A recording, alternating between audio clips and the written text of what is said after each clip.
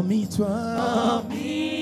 toi, il n'y a point d'autre Dieu. Alpha et Oméga. Hormis toi, il n'y a point d'autre Dieu. Le livre de l'Exode au chapitre 4. Les chantres nous ont fait l'honneur de nous chanter un cantique disant que nous sommes en marche, nous sommes en route vers Canaan. Nous quittons l'Égypte pour aller à Canaan. Pour nous qui sommes chrétiens, c'est une réalité vivante qu'il ne faut jamais négliger. Parce que chacun de nous a une histoire, chacun de nous a un passé. Avant de venir en Christ, chacun de nous a eu une histoire. Et même étant en Christ, nous continuons d'écrire notre histoire. Et si le Seigneur nous accorde la grâce, nous entrerons dans le paradis des dieux. Et nous serons assis avec le Seigneur à la même table pour les noces de l'agneau. Alléluia. Il est écrit, selon Exode, le chapitre 4, à partir du verset 1, Moïse répondit et dit, « Voici, ils ne me croiront point et ils n'écouteront point ma voix. Mais ils diront, l'Éternel n'était point apparu. » L'Éternel lui dit, « Qu'y a-t-il dans ta main ?» Il répondit, « Une verge. » L'Éternel dit, « Jette-la par terre. » Il la jeta par terre et elle devint serpent. Moïse fuyait devant lui.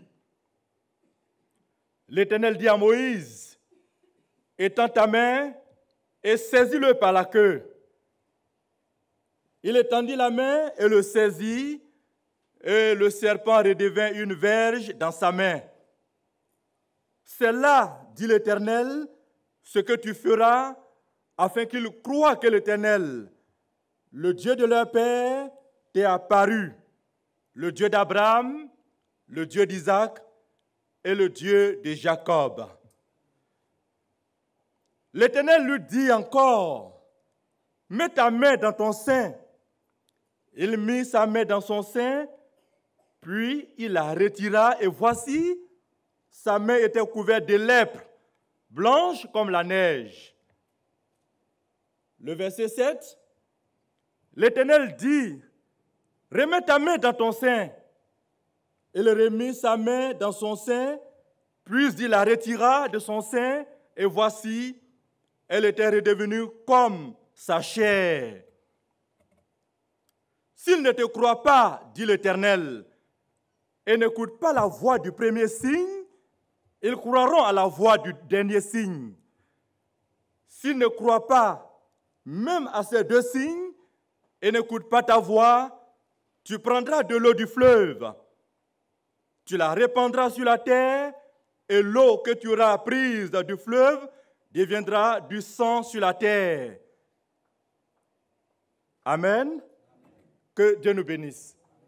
Nous allons nous arrêter là, et peut-être que les commentaires nous permettront de soit venir en arrière ou aller en avant.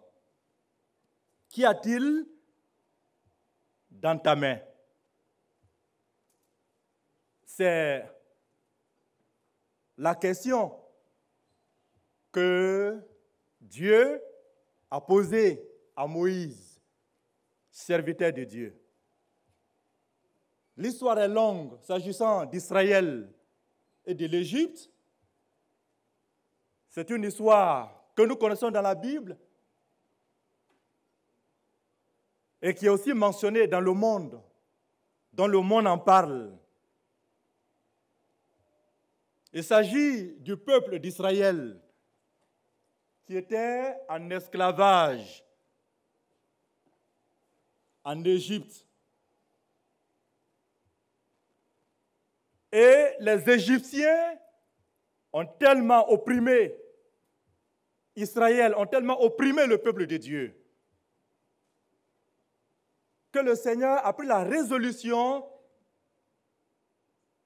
de le délivrer, de délivrer Israël. Parce qu'il était en esclavage. L'esclavage a existé et Israël a été opprimé. C'est bien dommage qu'on en parle encore aujourd'hui. C'est vraiment dommage.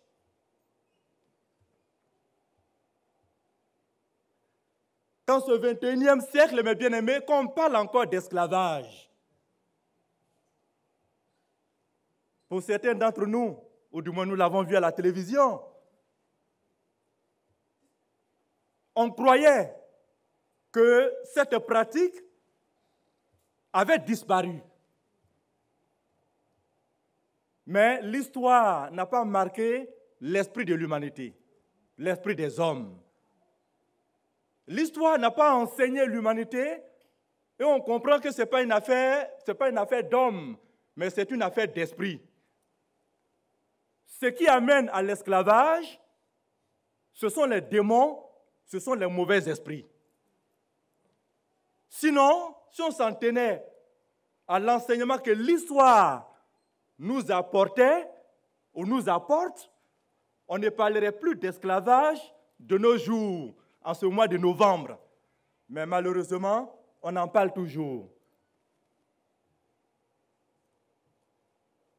Et Dieu était témoin de ce qui se passait en Égypte, au temps de Pharaon.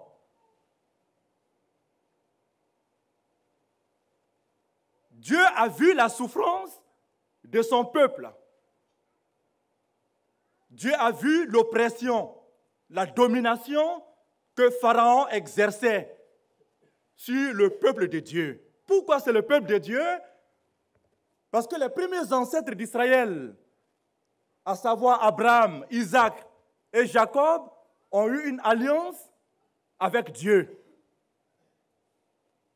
Et sur la base de cette alliance, Dieu a décidé de les préserver et de les garder. Et c'est fort de ce que Dieu a dit, alors qu'il va intervenir pour la délivrance de son peuple, pour faire sortir ce peuple de l'Égypte, pour le conduire vers Canaan.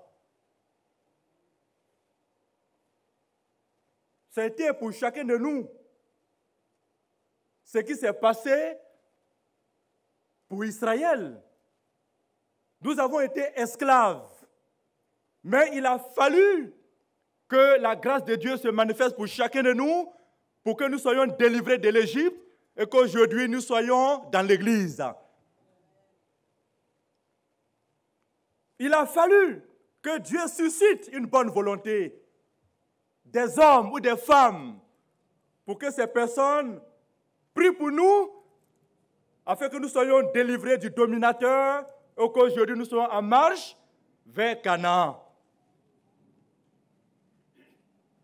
Tout à l'heure, quand le responsable Wilfran parlait de la Siamelle, peut-être que tu te demandais, mais est-ce qu'il y a vraiment lieu d'organiser une Siamelle, vu ce qui s'est déjà passé?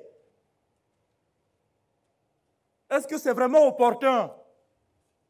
Est-ce qu'on peut y arriver? Bien-aimé, sache qu'avec le Seigneur, tout est possible à celui qui croit. Dieu ne regarde pas comme nous regardons. Et Dieu ne voit pas comme nous voyons. Dieu n'apprécie pas comme nous apprécions. Nous avons appris à regarder les temps, à regarder les circonstances de la vie, mais Dieu voit au-delà. Parce qu'il y a des hommes et des femmes dans cette société qui sont dans la souffrance.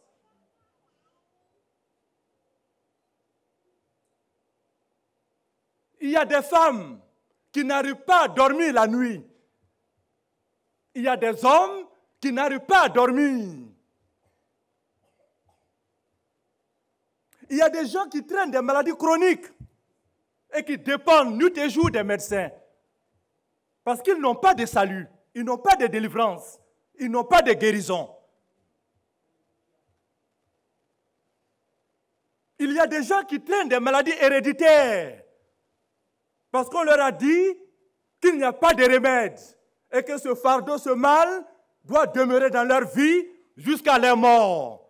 Donc ils sont condamnés à demeurer malades, ils sont condamnés à rester malades jusqu'à la fin de leur vie. Il y a des gens que tu ne peux pas atteindre par ta voix. Mais nous sommes convaincus que quand la Siamelle sera organisée, ces personnes seront touchées.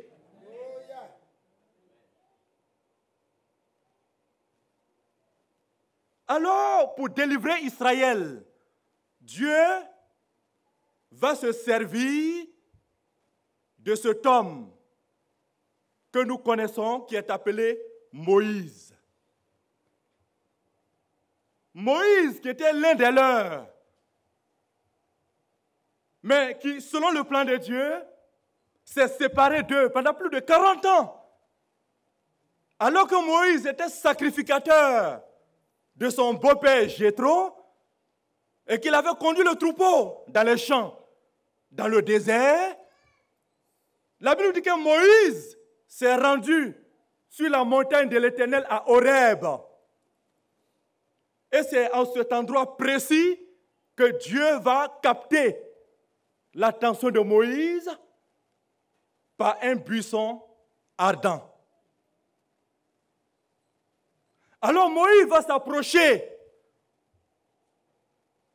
et regarder de ses yeux et voir une scène inhabituelle et voir une scène particulière. C'est là que Dieu va appeler Moïse pour accomplir cette mission. Et la mission était la délivrance de son peuple. Moïse, qui devrait être prince en Égypte, ne l'a pas été, mais qui est devenu simple berger. C'est de cet homme-là que Dieu va se servir pour accomplir sa mission. Qu'est-ce qui va motiver le Seigneur à agir pour Israël? Selon Exode chapitre 3, le verset 7, l'Éternel dit: j'ai vu la souffrance de mon peuple qui est en Égypte, et j'ai entendu les cris que lui font pousser ses oppresseurs, car je connais ses douleurs. Dieu a dit à Moïse qu'il connaît les douleurs de son peuple. En se souvenant de l'alliance qu'il a faite à ses ancêtres, Abraham, Isaac et Jacob, Dieu va dire à Moïse: je connais ces douleurs. J'ai vu les douleurs de mon peuple. Il ne faut jamais t'imaginer, bien-aimé, que le Seigneur ne connaît pas tes douleurs. Il ne faut jamais t'imaginer, il ne faut jamais laisser traîner dans ton esprit que Dieu ne sait rien de toi. Ce Dieu qui t'a créé connaît parfaitement ce que tu vis, ce que tu traverses. Et donc, sur la base de cette alliance, Moïse va partir. Mais avant de partir, mes bien-aimés, il y a eu un entretien, il y a eu une discussion entre Moïse et Dieu. Il y a eu l'appel, ça c'est vrai. Et Moïse a su effectivement que Dieu l'avait appelé. Mais pour lui faire comprendre pourquoi il l'a appelé, alors Dieu va montrer à Moïse l'urgence de la mission, l'urgence de l'appel. L'urgence, c'est urgent Moïse, que tu ailles en Égypte pour sauver mon peuple. Comment Dieu va procéder? Dieu va d'abord insister auprès de Moïse pour aller sauver son peuple. Et l'insistance se traduit par ceci. Dans Exode 3, le verset 10, alors Dieu va dire à Moïse, après avoir échangé avec lui, Dieu va dire à Moïse, maintenant va, je t'enverrai auprès de Pharaon. Maintenant va.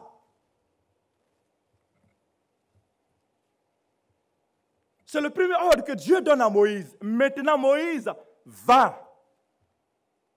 Dieu n'a pas dit s'il te plaît. On sait qu'aujourd'hui, on n'aime pas vraiment cette manière de faire. Quand tu dis à quelqu'un, va me prendre tel objet, il faut ajouter toujours s'il te plaît. Sinon, il doit te dire, je ne le ferai pas. Il faut que tu ajoutes s'il te plaît. Si tu n'as pas dit s'il te plaît, je ne le ferai pas. Mais le langage de Dieu consiste à donner des ordres, à exécuter. Dieu dit à Moïse, va, maintenant va.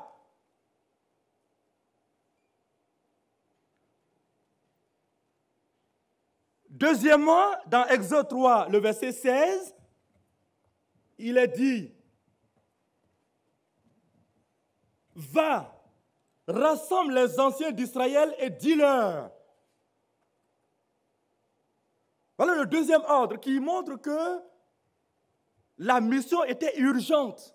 Va, rassemble les anciens d'Israël.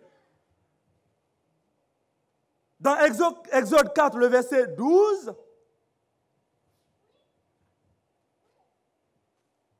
Dieu va dire encore à Moïse, va donc. Moïse, va donc. Je serai avec ta bouche et je t'enseignerai ce que tu auras à dire. Va donc. Voilà autant de fois que Dieu va insister auprès de Moïse pour le salut du peuple d'Israël. Combien de fois Dieu n'insiste pas auprès de nous, auprès de toi, pour le salut d'une personne, pour la délivrance d'une personne. Ce n'est pas toi qui vas délivrer, mais le Seigneur voudrait simplement que tu parles pour que lui, Dieu, opère la délivrance. Souvent, nous résistons.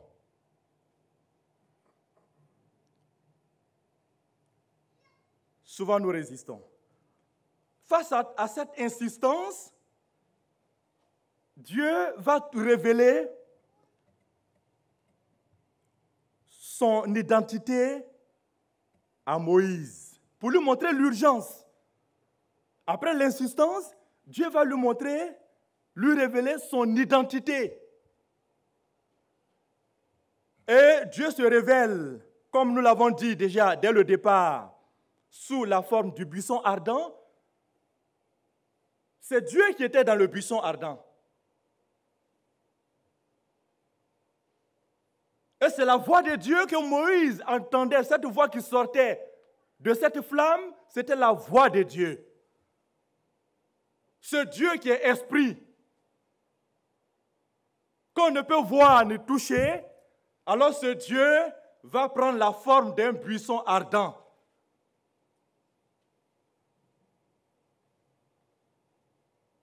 C'est ce qu'on appelle les théophanies de Dieu. Théo signifie Dieu et phanie, manifestation. Dieu a pris la forme de Jésus,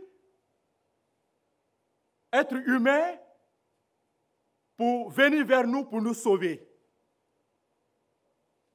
Dieu prend ici la forme d'un buisson ardent pour parler à Moïse, pour se révéler à Moïse.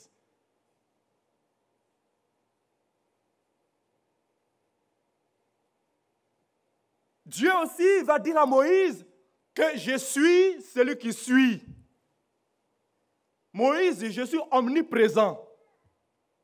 Je suis omniprésent, présent partout dans le monde, sur toute la terre. Mais je me sépare je ne me retrouve pas dans toutes les choses. Dieu n'est pas dans les montagnes, Dieu n'est pas dans les bois, Dieu n'est pas dans les vallées, dans les fleuves. Mais Dieu dit à Moïse qu'il est omniprésent, il est celui qui suit.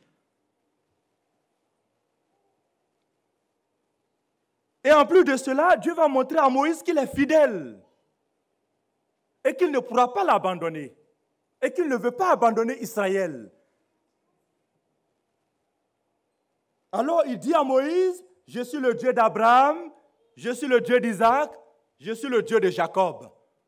J'ai été fidèle à Abraham, j'ai été fidèle à Isaac, j'ai été fidèle à Jacob, je serai fidèle à leurs descendants. S'ils gardent mon alliance, s'ils reviennent vers moi, je les serai fidèle.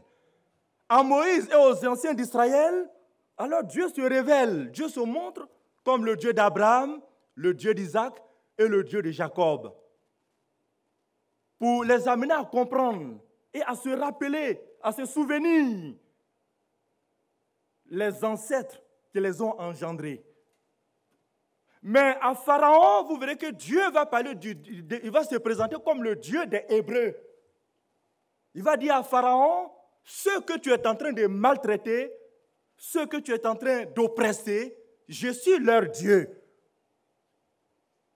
S'il dit simplement, je suis l'Éternel, Pharaon ne peut pas mesurer la portée de la parole de Dieu, de ce que Dieu va faire. Mais il dit à Pharaon, je suis le Dieu des Hébreux. Ce peuple que tu maltraites, je suis leur Dieu, et je viens pour te dire, laisse aller mon peuple afin qu'il me serve. Mais, face à cette urgence, Moïse a eu des excuses. Il y a eu urgence de la mission, mais Moïse présente des excuses. Une fuite en avant face à l'urgence de Dieu. On peut les justifier, mais le plus important devant Dieu, c'était la mission à accomplir. On peut évoquer beaucoup de raisons quand il y a une situation, quand il y a un besoin, mais le plus important, c'est ce que Dieu veut réaliser. Selon Genèse, chapitre 3, le verset 11, alors Moïse va dire à Dieu, il va dire au Seigneur, qui suis-je pour aller vers Pharaon et pour faire sortir d'Égypte les enfants d'Israël? Qui suis-je? Qui suis-je? Pardon, Exode chapitre 3, le verset 11. Il va dire, qui suis-je? Mais Dieu, qui suis-je pour aller vers Pharaon? Mais tout le monde connaissait la renommée de Pharaon, la puissance de Pharaon. Mais Dieu, qui suis-je? Moi qui suis un simple berger, un simple ouvrier, je dépends de Jéthro. Je suis employé par Jéthro, mais moi, Dieu, qui suis-je pour aller vers Pharaon, le roi Pharaon? La deuxième excuse, dans Exode 3, le verset 13. Moïse dit à Dieu, j'irai donc vers les enfants d'Israël et je leur dirai, le Dieu de vos pères m'envoie vers vous. Mais s'ils me demandent quel est son nom, que leur répondrai-je? S'ils me demandent quel est ton nom, que leur répondrai-je? C'est la deuxième excuse. Alors Dieu va répondre là encore à Moïse. Je suis celui qui suis. C'est ce que tu leur diras. C'est mon nom pour l'éternité et de génération en génération. Mais Moïse ne s'est pas arrêté là. Selon Exode 4, le verset 1, Moïse répondit et dit, voici, ils ne me croiront point et ils n'écouteront point ma voix, mais ils diront, l'Éternel n'était point apparu. À ce stade-là, alors Dieu va dégainer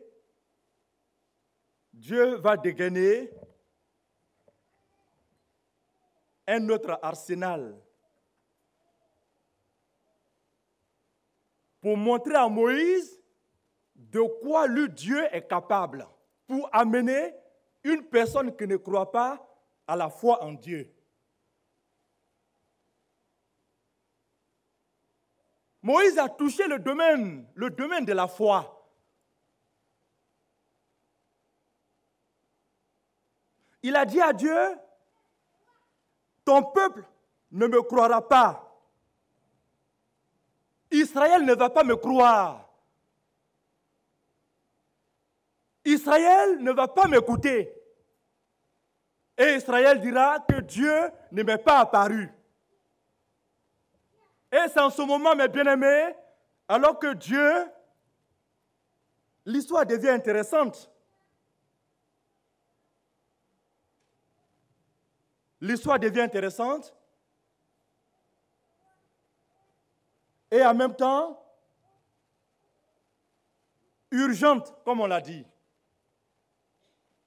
Et c'est en ce moment-là, mes bien-aimés, que Dieu va s'approcher réellement de Moïse.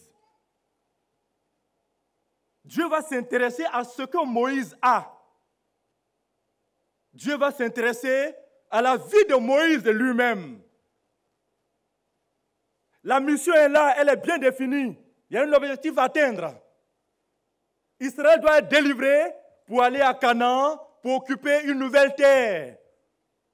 Là où résident les Amoréens, les Phéréziens, les Ébusiens. Le chemin est bien tracé. Mais comme Moïse évoque ici quelque chose qui touche l'âme du peuple, la foi. La Bible dit, sans la foi, il est impossible d'être agréable à Dieu. Ils ne vont pas m'écouter. Il n'a même pas dit pas. Il a dit, ils ne me croiront point. C'est-à-dire, ce n'est pas possible qu'Israël puisse me croire. Et c'est là que Dieu va dire à Moïse, au verset 2, l'Éternel lui dit, et c'est la question qui donne sens à notre message. L'Éternel dit à Moïse, quand tu avances des excuses aux besoins de Dieu, quand, bien-aimé, tu avances des excuses aux souhaits de Dieu, aux projets de Dieu, quand tu évoques des échappatoires et te soutirer d'une manière subtile au plan de salut de Dieu, alors Dieu te pose cette question qu'il a posée à Moïse.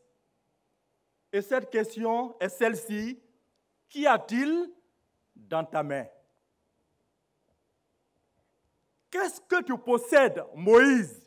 Qu'est-ce que tu as dans ta main?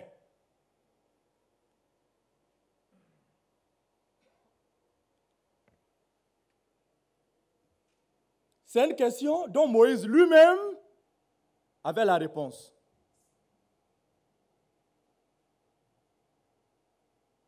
Alors, humblement, pour ne pas dire d'une manière sincère, Moïse a dit à l'Éternel, une verge. Seigneur, j'ai une verge. Cette verge, mes bien-aimés, c'était peut-être le tout suffisant de Moïse. le berger dépend de sa verge. La vie du berger se trouve dans sa verge. S'il veut être compétent, s'il veut être expérimenté, s'il veut bien conduire le troupeau, alors la verge qu'il a doit lui permettre de mener cette mission. Si la verge n'est pas taillée à la dimension du berger, alors il ne peut pas accomplir la mission de guider le troupeau. C'est l'instrument de travail. Si le berger veut avoir une rémunération à la fin du mois, alors il doit bien tenir sa verge, son bâton, pour guider les brebis.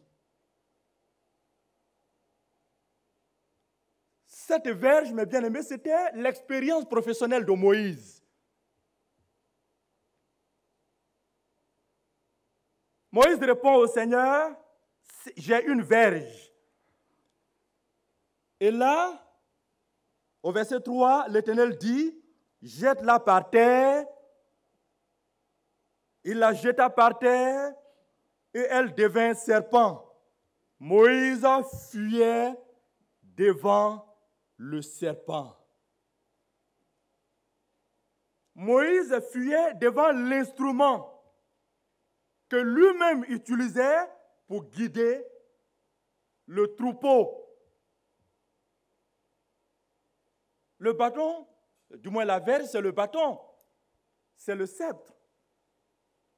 D'autres parlent de bâton de pèlerin. C'est l'instrument qu'il avait. C'était l'extension de sa main, parce qu'il la tenait toujours dans sa main. C'est de cela qu'il était question. Et Dieu va demander à Moïse, cette verge, ce bâton qui représentait sa force, dont il dépendait pour guider le troupeau, Dieu va demander à Moïse de se dessaisir de la verge, du bâton. Jette-la par terre. Moïse, c'est un exercice, mes bien-aimés, risqué.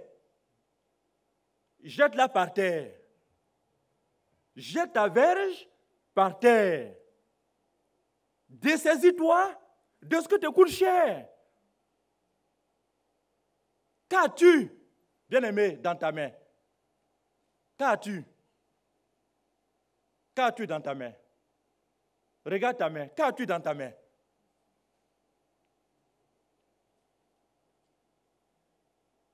Qu'as-tu qui te tient à cœur, qui est tout pour toi? Dieu va te demander de te dessaisir de cela.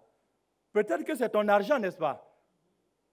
Quand le compte bancaire est bien garni, alors ta joie est grande. Quand tu viens, tu loues le Seigneur, tu danses, tu sautes, tu danses.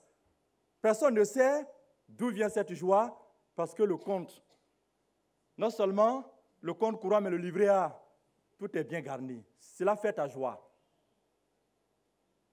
Cela fait ta joie. Mais quand ça passe, au découvert, le visage change d'aspect. Parce que les courriers que tu reçois ne te font pas plaisir. Il y a la pression. On te demande de régulariser le compte. De faire en sorte que tu ne sois pas dans cette situation. Ce qui te tient à cœur, ce matin, bien-aimé, Dieu te demande de te dessaisir de cela. Dieu te demande de te dessaisir de cela, de jeter ça par terre. C'est lui qui a dit, jette ton pain à la surface des eaux. Avec le temps, tu le retrouveras. Jette ton pain. Dieu demande à Moïse de jeter. On se souvient que Thomas et Simon-Pierre étaient allés à la pêche. Et ils ont pêché toute la nuit et n'ont rien obtenu. Quand Jésus est arrivé, qu'est-ce qu'il leur a dit? Il dit, jetez le filet dans l'eau, côté droit. C'est pas ça, mes bien-aimés? Quand ils ont obéi, qu'est-ce qui s'est passé? Le filet était rempli de poissons. Dieu ne voit pas comme nous voyons. Nous voyons avec des yeux physiques, mais quand le Seigneur vient vers nous, pour nous dire par exemple, chacun doit contribuer, chacun doit participer à l'organisation d'un programme, à l'organisation de la Siamel. Nous devrons donner, on doit participer. En ce moment, tu tiens ta verge dans ta main et tu la tiens très fortement. Tu tiens ton porte-monnaie très fortement dans tes mains.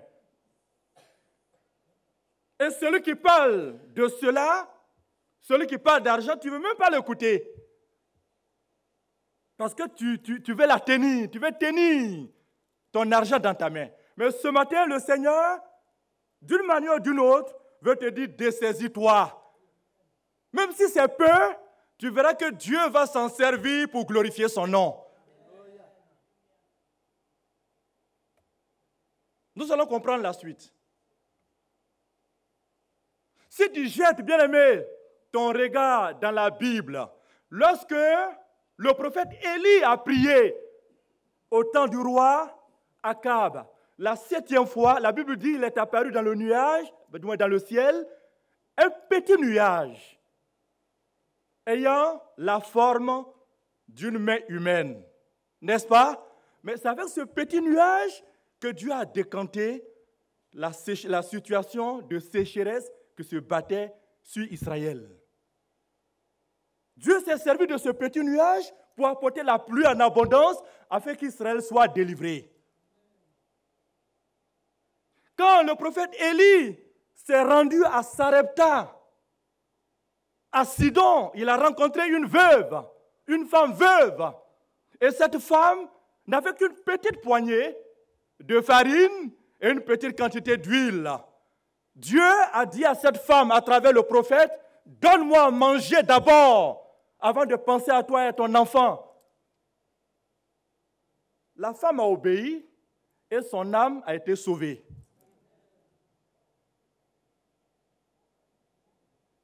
Si Pharaon, mes bien-aimés, opprimait son peuple, Dieu n'opprime pas son peuple, mais Dieu le bénit. Notre Dieu n'est pas un oppresseur, mais c'est un Dieu qui bénit. C'est un Dieu qui restaure. C'est un Dieu qui guérit. C'est un Dieu qui délivre son peuple pour le conduire à Canaan. Alléluia. Et donc, Moïse, en obéissant à la voix de Dieu, alors se dessaisit. Il jette le bâton par terre. Ce sur quoi il s'appuyait et dont il avait l'expérience, il jette ça par terre. Et subitement, le bâton de Moïse se transforme en serpent. Et voici le berger qui se met à fuir devant son bâton qui s'est transformé en serpent. Dieu a mis Moïse en face de lui-même. Mais ce que tu as tous les jours, tu dors avec ça? Mais voilà ce que c'est maintenant. Moïse revient et saisit-le. Si du moins Dieu avait demandé à Moïse de le saisir par la tête, peut-être qu'il serait arrangé pour bien le saisir. Mais là où Dieu demande à Moïse de saisir le serpent, c'est par la queue. Par la queue. Si un serpent est saisi par la queue, est-ce que la tête est saisie? Dans la gueule, dans la bouche du serpent, il y a quoi? Il y a des crocs. Et le venin coule à travers quoi? À travers ces crocs. Et Dieu demande à Moïse de saisir le serpent par la queue. Moïse, il faut vaincre ta peur. La crainte que tu as, la peur qui est en toi, il faut la vaincre. Saisis-le par la queue. Et sur ordre, comme Dieu avait dit, Moïse agit ainsi, et en saisissant le serpent, subitement il se transforme en bâton. Alléluia. C'était là, mes bien-aimés, le premier signe. La verge se transforme en serpent. En opérant ces signes, alors Dieu veut montrer à Moïse que ce signe, si tu le fais, si tu l'accomplis devant les anciens d'Israël, je suis sûr qu'ils vont croire. Je suis sûr qu'en voyant ce prodige, qu'en voyant ce miracle, alors ils vont croire. En agissant ainsi, tu vas les rapprocher de moi. Nous sommes habitués aux miracles, mais ceux du dehors, est-ce qu'ils connaissent ces miracles? Nous sommes habitués, mes bien-aimés, à voir des signes, des guérisons, des délivrances. Mais ceux du dehors, ceux qui sont sous l'esclavage de l'ennemi, ceux qui sont sous la domination des puissants des ténèbres, ils ne voient pas ce que nous voyons. C'est lorsque nous allons nous rassembler à un endroit précis. C'est lorsque nous allons nous déplacer en un lieu donné, indiqué, pour proclamer la puissance de Dieu, pour invoquer le nom du Seigneur. Alors Dieu va opérer des miracles et des prodiges devant ces personnes et elles seront sauvées.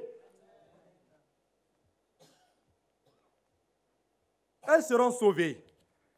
Mais bien-aimés, le Seigneur ne s'est pas arrêté là. Le Seigneur va encore au-delà de la verge.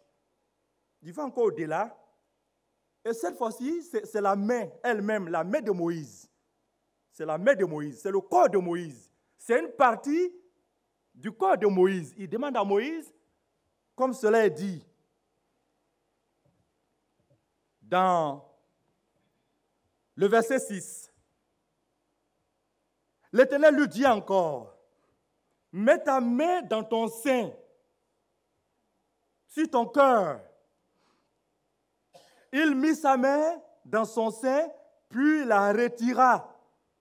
Et voici, sa main était couverte de lèpre,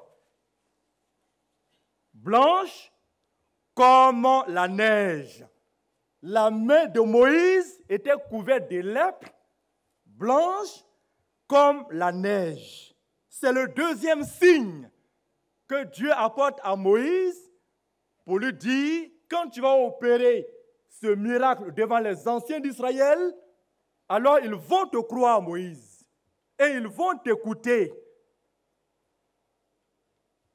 La lèpre, c'est une maladie. Et elle existe, mais bien aimé, il y a très longtemps.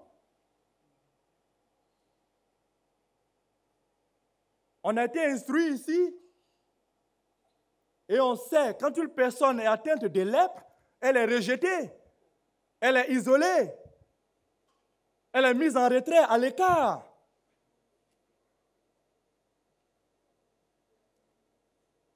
Et Moïse, en ressortant la main de son sein, se rend compte que sa main était couverte de lèpre.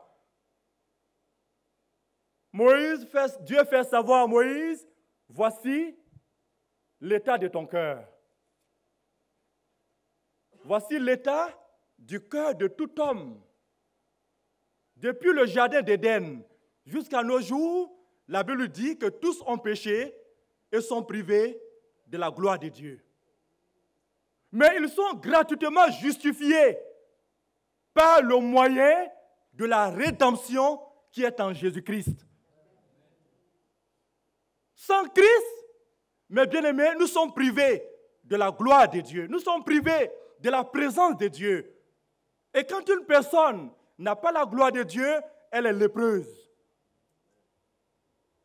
Dieu ne voulait pas accuser Moïse, mais il voulait en même temps lui montrer que c'est l'état de la vie, de l'endroit, là où tu vas, voilà ce qu'il est. Mais moi, l'Éternel, je vais utiliser ta main et la verge, qui ne sera plus ta verge, pour opérer des délivrances et des guérisons parmi eux. Et ils croiront que je suis l'Éternel.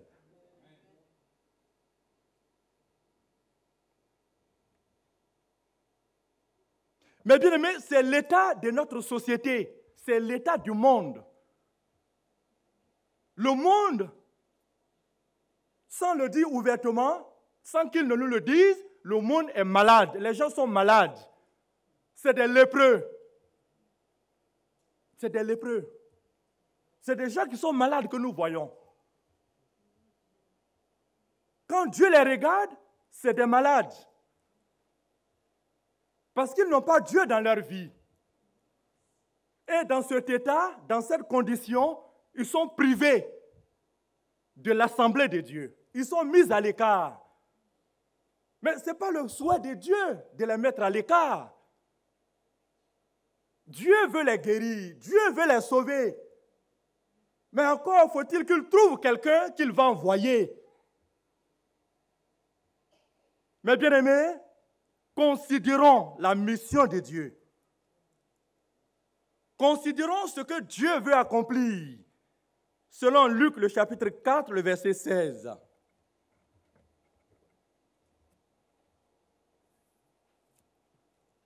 Luc, chapitre 4, le verset 16.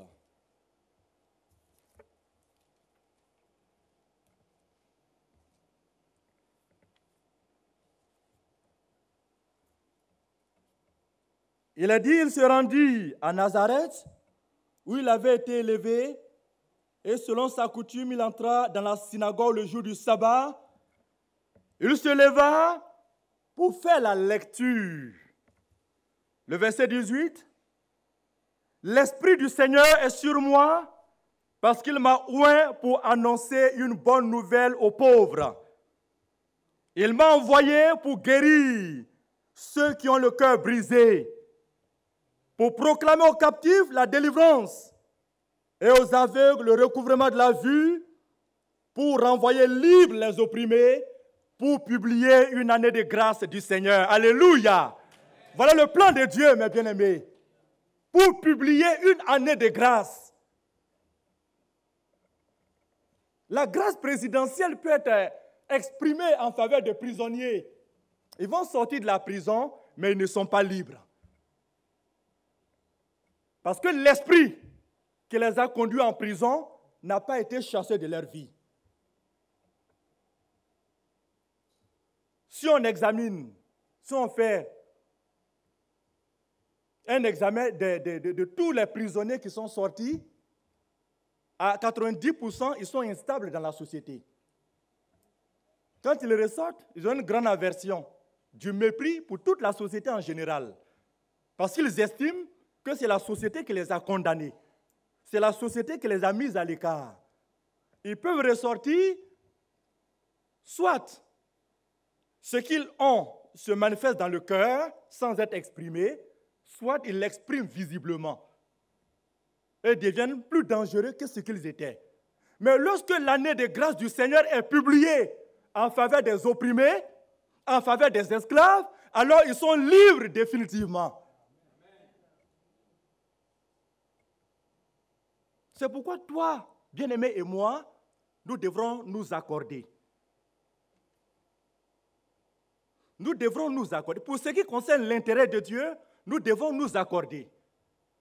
Pour ce qui concerne le salut des âmes, le salut de nos frères et de nos sœurs, nous devrons nous accorder. Pour ce qui concerne la vie de l'Église, nous devons nous accorder.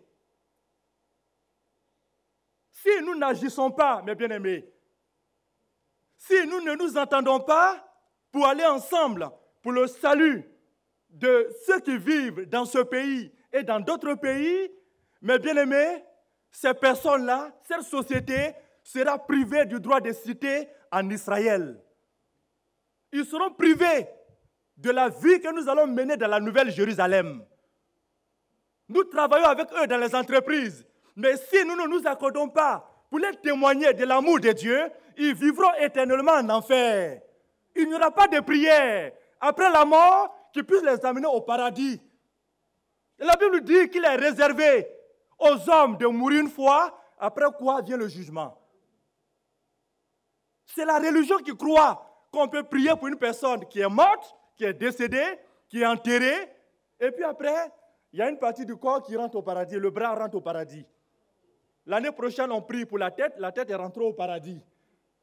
Après, on prie pour le pied droit rentre au paradis. Ce n'est pas vrai, mes bien-aimés. Ce n'est pas vrai. Les Saintes Écritures ne nous disent pas cela. C'est pourquoi nous devons nous accorder. Alléluia. Ils seront privés, mes bien-aimés.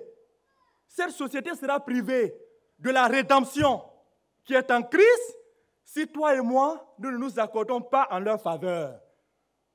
Moïse et Aaron se sont accordés. Ils sont allés vers les anciens d'Israël. Ils ont été convaincus de la mission.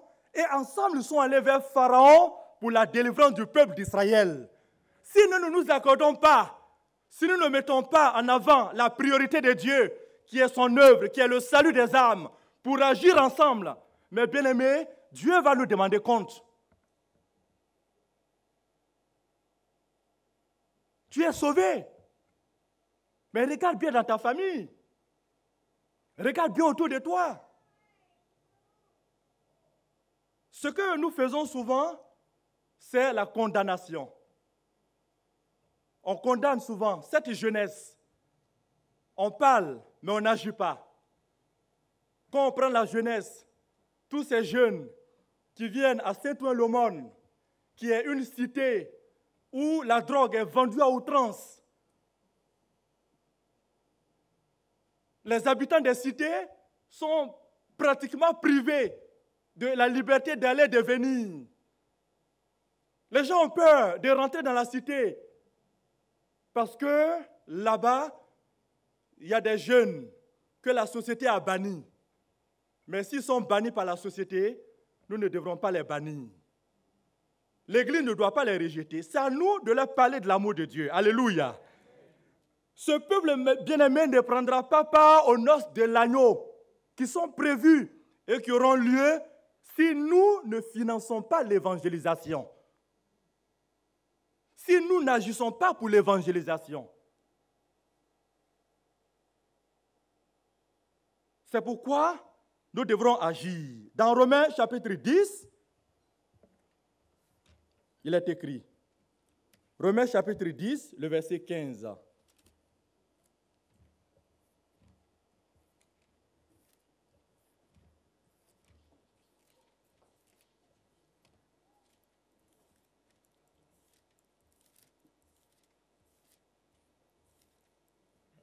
Romains le chapitre 10, le verset 15.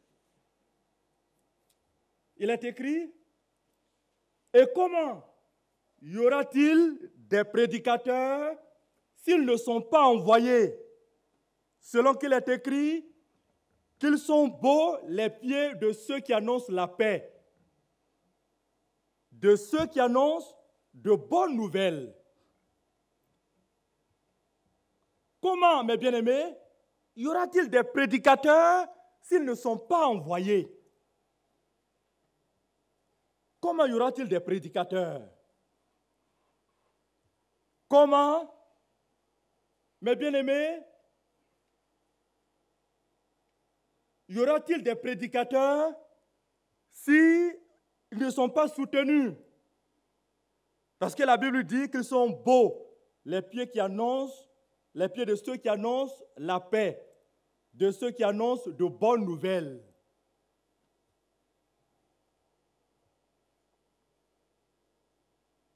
Vers le 19e siècle, il existait les trains à 3 compartiments, 3 wagons. Il y a la première classe, il y a la deuxième classe et il y a la troisième classe. Aujourd'hui, ça n'existe plus. La troisième classe a été supprimée. On parle désormais de première classe et de deuxième classe. Tu prends le TER qui part de la gare du Nord à Beauvais, tu regardes bien, première classe, deuxième classe. Tu prends ton ticket, il faut préciser que tu veux acheter un ticket de la première classe. Si tu prends un ticket de la deuxième classe pour te retrouver dans le wagon de la première classe, quand les contrôleurs vont passer et qu'ils vont se rendre compte que tu n'es pas là où tu devrais être, Ils vont te ramener. Ils vont te ramener à la 2e classe. Ils vont te ramener à la 2e classe. C'est l'image de notre société. La société est catégorisée. La société est classée. Il y a les bourgeois, il y a les élites, et puis il y a la basse classe.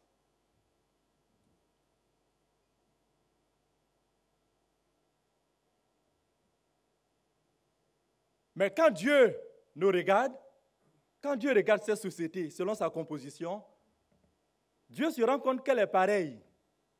Ceux qui sont dans la 1re classe, ceux qui sont dans la 2e classe, ils sont pareils devant Dieu. Sur le plan matériel, comme je l'ai dit, c'est vrai qu'ils sont catégorisés. Les riches sont dans le confort, dans le 1er classe, la 1re classe du moins. Ils sont dans le confort, ils ont tout ce qu'il faut. On leur sert du café, du thé, des petits gâteaux, ils ont tout à leur disposition, des stylos, même souvent avec des petits ordinateurs. Pendant le voyage, voilà, ils lisent, ils s'édifient, ils téléphonent, ainsi de suite. Et ceux qui sont dans l'autre côté là-bas, il y a quelquefois des petites mouches, il n'y a pas de serveuses qui sont à leur disposition. Mais quand Dieu regarde la composition de la société ainsi, il se rend compte qu'on est pareil, qu'ils sont tous pareils. La même lèpre, le même péché qui est pratiqué par ce monsieur qui est dans la 1re classe est le même péché d'adultère qui est pratiqué par cette femme qui est dans la 2e classe.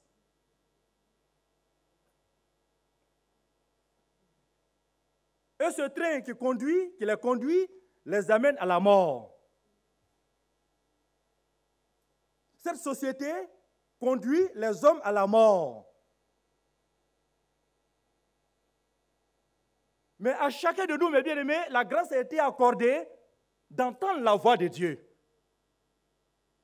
et de descendre, peut-être de la 1re classe ou de la 2e classe, pour entrer dans le train de Dieu qui mène à la vie.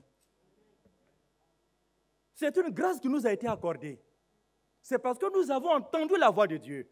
C'est parce que quelqu'un a parlé de Christ et nous avons entendu que Jésus sauve et nous l'avons accepté et aujourd'hui nous sommes dans le Seigneur. Mes bien-aimés, considère ta position et comprends la mission que le Seigneur te confie. Qu'as-tu dans ta main? Qu'as-tu dans ta main?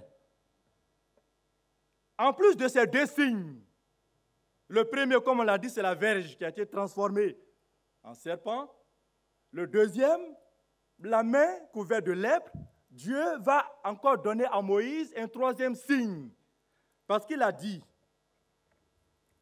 selon Exode, chapitre 4, le verset 8. Allons au verset 9 plutôt. S'il ne croit pas même à ces 2 signes et n'écoute pas ta voix, tu prendras de l'eau du fleuve, tu la répandras sur la terre et l'eau que tu auras prise du fleuve deviendra du sang sur la terre. Dieu va encore apporter un 3e signe à Moïse pour dire ce signe-là, si tu le produis devant eux, c'est la délivrance totale. L'eau du fleuve changée en sang. L'eau du fleuve devenue du sang qui est versé sur la terre. C'est ce que Dieu a dit à Moïse. Si tu agis ainsi, Moïse, ils vont te croire. On sait que l'eau est source de vie, car elle nous permet de nous désaltérer. Et cette eau, c'est le symbole de la parole de Dieu. Cette parole de Dieu qui vient et qui nous lave de nos péchés.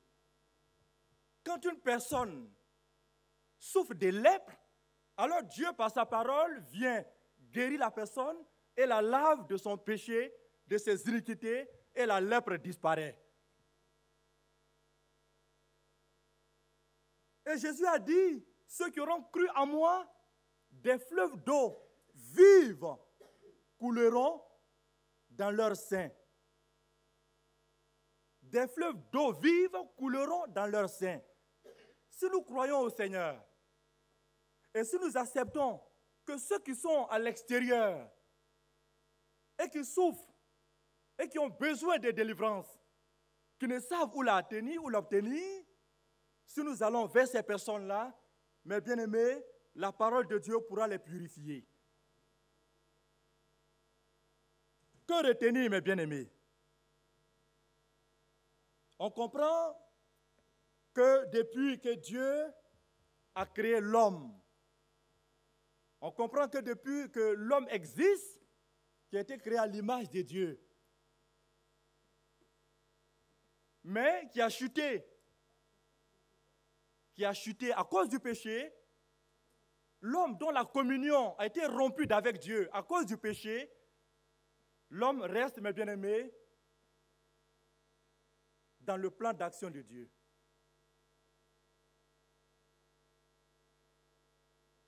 Si nous venons adorer ici le Seigneur,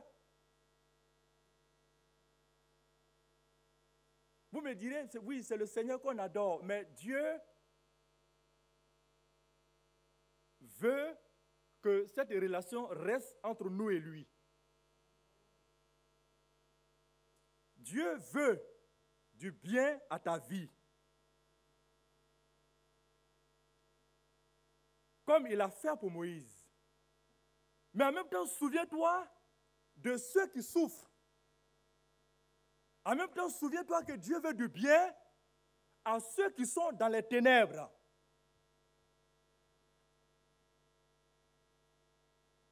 Et obéis à la mission de Dieu. Si cette mission n'est pas menée comme Dieu le désire, chacun de nous fera ici peut-être ce qu'il veut, mais le Seigneur voudrait que nous nous accordons. Que les temps qui viennent, que les mois qui viennent, mes bien-aimés, qu'on puisse s'accorder pour le salut des habitants de Villers-les-Belles. Là où tu habites, là où tu résides, que tu puisses prier, que tu puisses t'accorder avec ceux qui croient en Christ pour le salut des habitants de ta ville. Tu ne dois plus te taire. Parce que tout comme Dieu a utilisé Moïse, Dieu veut t'utiliser pour le salut de tes frères et de tes sœurs. Alléluia. Dieu veut nous utiliser. Dieu veut t'utiliser. Dieu veut utiliser ce que tu as, le peu que tu as. C'est pourquoi il t'a dit, qu'as-tu dans ta main? Dieu veut l'utiliser. Dieu veut l'utiliser pour faire éclater sa gloire en Égypte, dans le monde. Dieu veut utiliser ce que tu as, le peu que tu as, le peu duquel tu ne peux pas ou tu ne veux pas te dessaisir. Dieu veut l'utiliser. Dieu veut l'utiliser. Dieu veut l'utiliser. Alléluia. Dieu veut l'utiliser. Il y a beaucoup d'excuses, ça c'est vrai.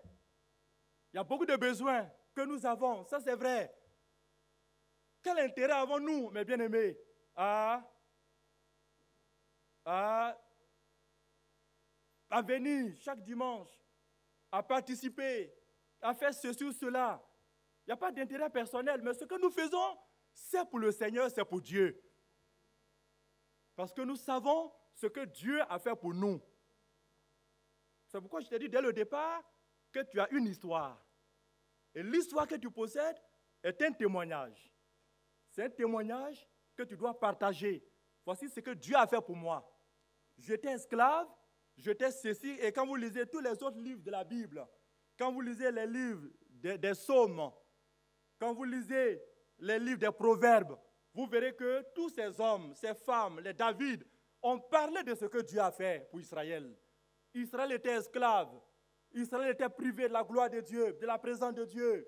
Il était sous un joug étranger, mais le Seigneur l'a délivré. Que le nom du Seigneur soit béni. Voilà, mes bien-aimés, cette mission que Dieu nous confie. Que Dieu nous bénisse. Nous allons prier et nous allons remercier notre Dieu. Ensemble, levons la voix et prions le Seigneur.